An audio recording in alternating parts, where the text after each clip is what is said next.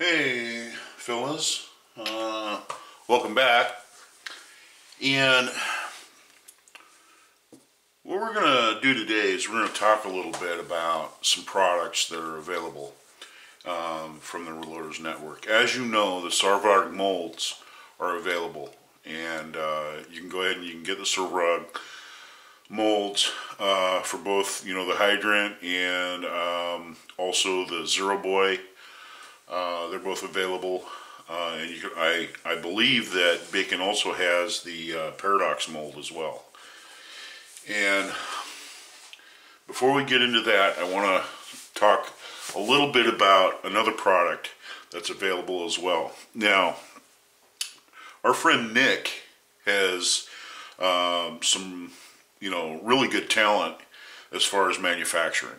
And what he's been making is he's been making a cedar die that you just put in your press, and then that way you can go ahead and you can seat the tail wads onto your hydrant projectiles. And you do that in the way of you put these little clips in there, and it's pretty ingenious the way he did this. They'll only go in one way.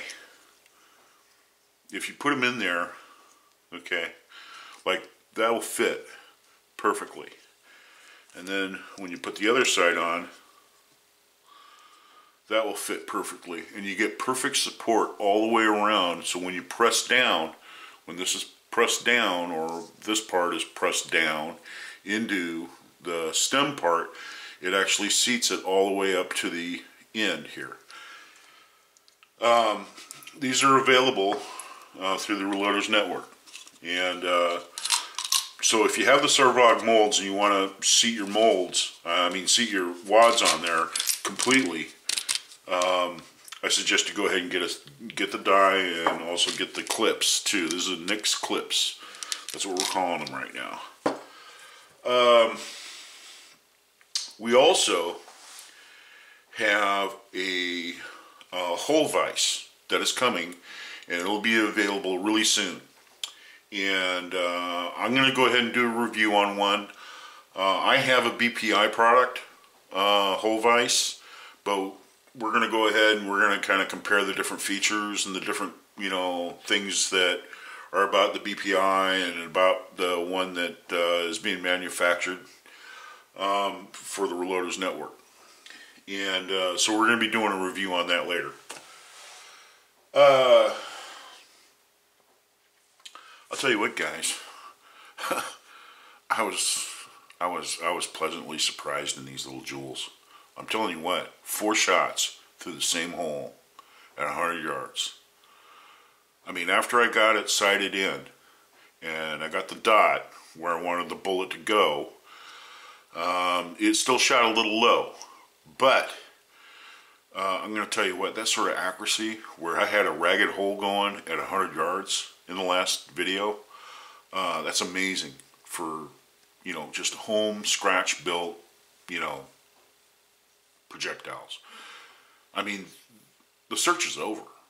If you want something that's accurate, you want something that's going to shoot good, something that's going to have enough knockdown power, this hydrant load or the Paradox, I haven't really got into the Paradox yet. I know that now Cookie's going to go and get into it, and he's going to start developing some loads for the Paradox. I've been talking with him about that. I'm going to go ahead and I'm going to start trying to develop something for the Zero Boy and see how that works. And that's going to be my next project. Like I said, I still have these. And as you can see, I got an owie. Don't use a knife. Don't use a knife. I tried to cut that edge right there off, and so I could salvage the slug, and then salvage the the bottom piece down here. And I'll tell you something, the knife kind of slipped out of the way, or cut really fast, and it got the, it broke the skin a little bit. I didn't do it any really bad. But that's another thing too. I've noticed that any of these trimmers that you buy are really super expensive. And they're really simple. And so I think I'm just going to go ahead and make one of my own. And, you know, it's not that hard to figure out. All you really need is one of these, you know, construction type razors. You drill a hole through it, and then you put that down in a slot, you know, in a piece of wood that has a hole drilled in it, that you can go ahead and you can gauge that, and you can just cut it with this. And you know, you can, where on the other side you can put a hole so where you can use a tab to push down on it, and you can make a tab out of a piece of sheet metal or something. I don't know. But, yeah, that'd be a lot safer than trying to use a knife. I have a sanding station, and that makes it pretty easy because all you got to do is just put this up against the sanding station, and it'll grind all that off, and it'll grind it nice and flat, and then this part comes off. And then everything comes out. And then you have a nice flat edge there, you know. So when you load it back up, you can go ahead and roll crimp it again. So that's rework. But here's the thing. You're not throwing away anything here. I mean, you know, everything in here can be reused all the way from the shell, the powder, everything. This could all be reused and made into something usable, even though that this load failed. I just wish I wouldn't have made so many of them. Here's another thing too. Now, when I made those rounds that I fired out of the range the other day, that was before Nix clips came into existence. This stuff here nobody ever thought about making this stuff yet because there really wasn't a need to, and that was back when this was in its infancy, and I was first, you know, trying this out. And heck, we were still trying to find out where to get the wad bases. But that's all a thing of the past now. All this stuff is available. So, I mean, it's online. I mean, go to the Reloaders Network, put in your order, and you can get all this stuff and it's shipped to you in a week rather than have to spend months waiting for it to, you know, come from Russia. So, yeah. Man, I'll tell you what, I am thoroughly impressed with that slug. But anyway, those loads that I made, like I said earlier, that was before they had the clips, and these right here are what Cookie calls being partially seated. But even though they're partially seated, I mean they're on there. Let me see. Yeah, I don't have them available right here within arm's reach, but you know, even the ones I recovered from the bank, I mean, they still had the wad, you know, they still have this wad base on them, you know, so, you know, they stuck on there. So, anywho, what did I do today? Today I went out and I shot 100 rounds of trap, okay, 16-yard trap. I went out there, my first 25 rounds was with 18 grains of red dot and 1 1/8 ounce of number 8 shot. And you know, that's a pretty good load. That's a pretty good load. But it's kind of snappy for me. I mean, it has that, you know, initial bang, you know, when you shoot it. And I switched up, and I have some other rounds that I made, but I made those with 15.5, 16.0 of clays. Just, you know, plain clays. And same thing. I went ahead and I used Winchester wads, you know, the 1 1/8 wad and 1 1/8 ounce load. And that has more of a push to it rather than a bang. And I found that when I threw the gun up there, you know, and I seen the bird fly out there, when I pulled the trigger, it was more of a push off into my, you know, into my shoulder. It wasn't just this sharp slam of the buttstock. And granted, we're talking light target loads. However, you know, shooting, you know, heavy heavy loads out there is not what the whole thing's all about. It's about being consistent and, you know, hitting the birds. And the way you do that is you find something that has shoot ability to it. Kind of like what I was talking about with the 41 Magnum versus the, you know, the 44 Magnum. And in pistol silhouette, you know, the 41 Magnum, it just had more shootability to it. People could shoot that easier, and so therefore they were more accurate with it, and it gave better results. Not that it was stronger, better, faster than a 44. It just had more to offer in the shootability of being able to, you know, hit the target with it because of the way that it reacts in the hand. Okay? So, what I also did is I bought 2 boxes of Winchester AA, you know, double A, and I wanted to use this as a, you know, way of comparison. Believe it or not, I haven't shot any factory loads yet. They've all been my hand loads. And I went out and I shot these, and you know what? They're great. And if you're going to go to a tournament, you know, yeah, you know, you might want to use new stuff. You know, they're nice and they're pretty and everything like that, but I don't think these did any better than, you know, the ones that I loaded up. So, anyway, so I got 25 holes of these sitting around. And that's another thing I wanted to talk to you guys about. When I started down the road of starting to hand load my shotgun holes, I know Manny CA, he's been doing a huge series on shotgun holes, longevity, how many times you can shoot them, what to look for when they start wearing out, all that other stuff, okay? Now, I'll tell you what, Winchester AA's are excellent, okay? And if you can get them, gun clubs are made to be reloaded. This is for the shotgunner, you know, the tournament guy that goes out and he shoots, you know, league and that sort of thing, and gets many reloads out of his holes.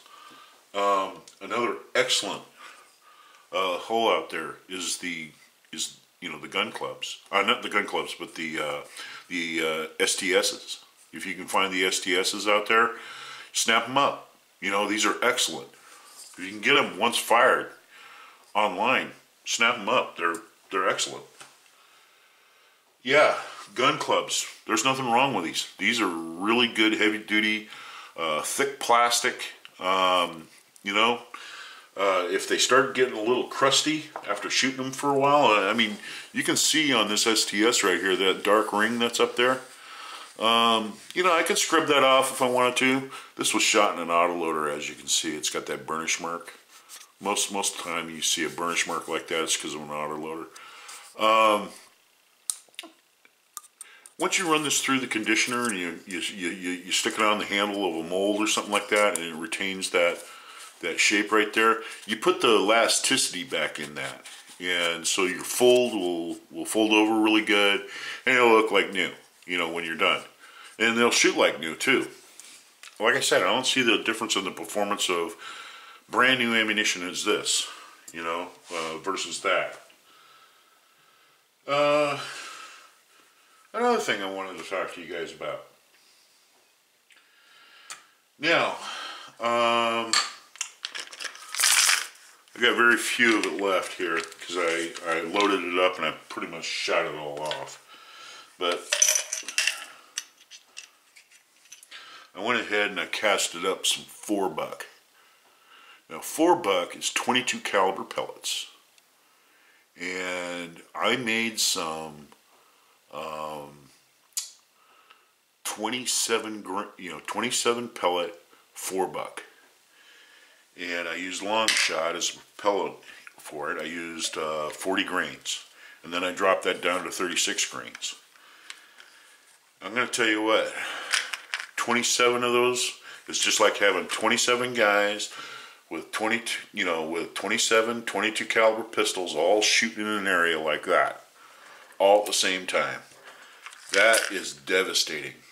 4-buck is devastating. I went out and I shot the 4-buck into the embankment out there at the club, and I took 5 shots. And I'm going to tell you what,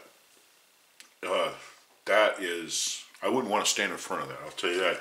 And also, you know, the 4-buck, that's really a good game getter. Anything that, you know, from up to about a dog size.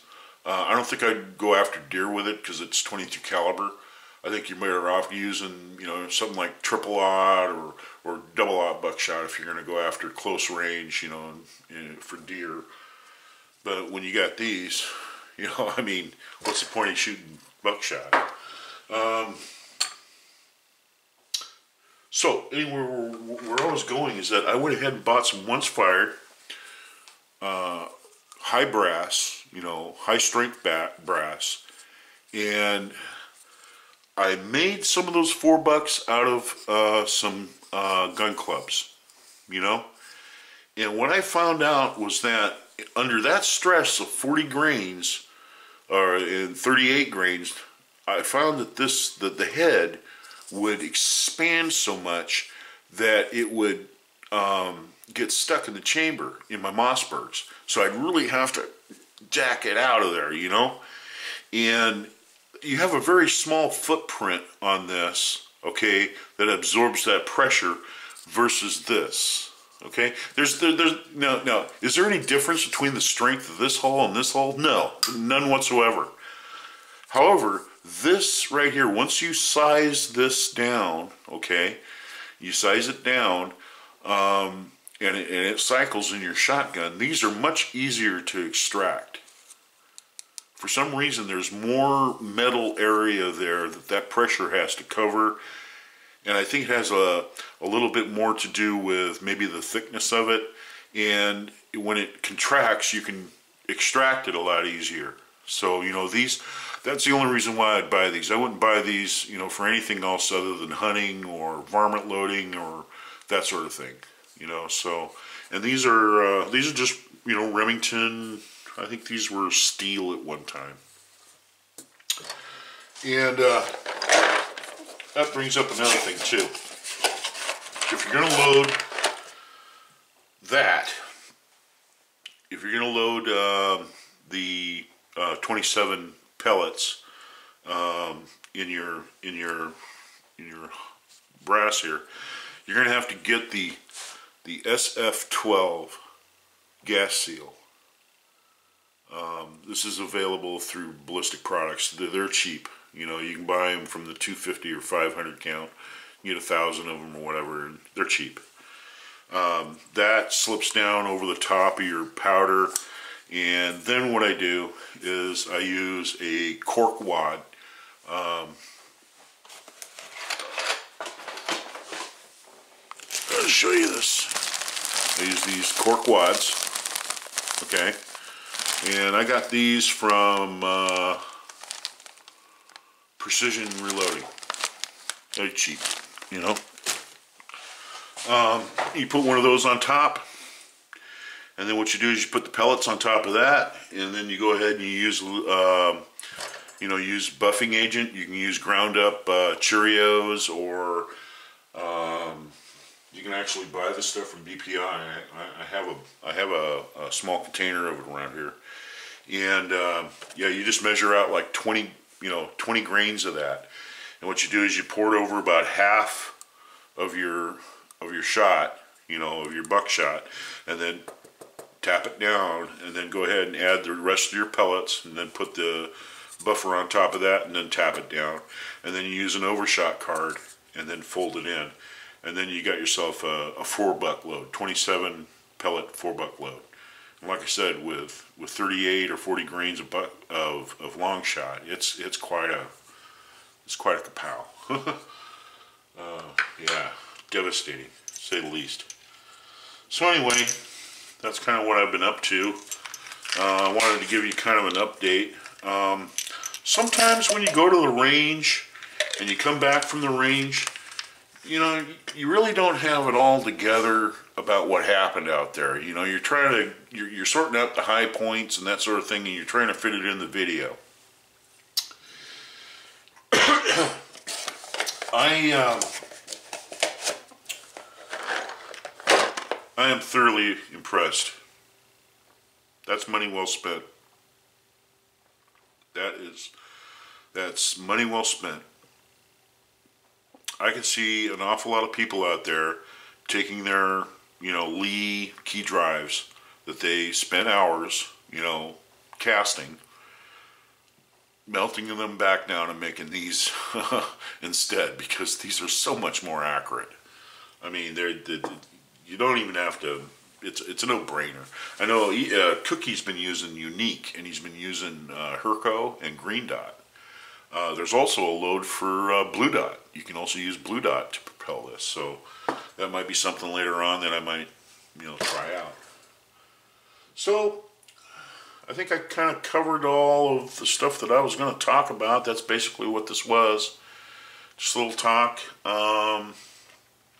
As far as the Sarvag, fire hydrant, 40 grains on down to about 32 grains. And just drop it down in 2 grain increments. And find a load that you're comfortable there. The thing that impressed me the most is even when I got down to where I was shooting 32 grains, when I fired those, I seen that they were hitting low and they were hitting to the left. And so what I did is I used Kentucky windage on my shotgun and raised it up. And, here's the bowl, okay, and here's 11 o'clock up here. All I did was put that red dot right here, because this is where the group is firing down in here. Put that red dot up here, and both those last 2 shots went right in here, right into the X-ring. That's called predictable accuracy. In other words, you have faith then. You have faith this shoots accurately. So that proved something to me. This you can call these. So excellent. And here's another thing that surprised me too. Slide actions, okay? So like the Remington, it's 760? The Remington 760 was a slide action. I think Browning made a slide action in a bolt action rifle and that sort of thing. They're not really noted for their accuracy. They're more of a hunting gun. They're not really noted for their pinpoint accuracy. And here you got a 12 gauge shotgun, okay, that has a slide action. As soon as you pull the trigger, it unlocks, okay? And, with a forearm out there on a rest, what happens is the forearm comes back because the action's pushed back. And what happens is it'll eject the round on you when you're shooting off the bench, which is common. So here you have a whole mechanism working like that, okay? It's unlocking, it's doing this, it's doing all this crazy stuff. But downrange, it's shooting through the same hole. I mean, that sold me, man. That's something. Now, I don't think I'll ever put these through my CZ. I think my CZ is pretty much, just for shooting upland birds, stuff like that, turkey hunting, shooting trap, shoot some skeet with it or whatever. But I don't think I'm going to put slugs through it. It's a gun that I could do that, and if you if you go on YouTube and look at the Eastern Europeans over there, that's all they use is over and unders. You see them use side by sides every once in a while, but most of those guys over there are shooting over and unders, when they're out there in the field. They like those over and unders, So anyway, subject matter is just about all dried up. I wanted to go ahead and thank you guys for sticking with me during my shoulder situation. There was a while there where I couldn't even raise my arm over my head. I've been getting help with that. I've been multiple doctor visits and things like that. And what it is it's arthritis, and it's brought on by cold weather, that sort of thing. It's just a sign of aging, And it's just something that you're just going to have to learn to live with, So, anyway, that's what I got. I guess I'll see you guys in the next video when we go ahead and we'll get those Sarvag Zero Boy, projectiles out. And we'll shoot those for accuracy and see how those goes. Alright, see you then.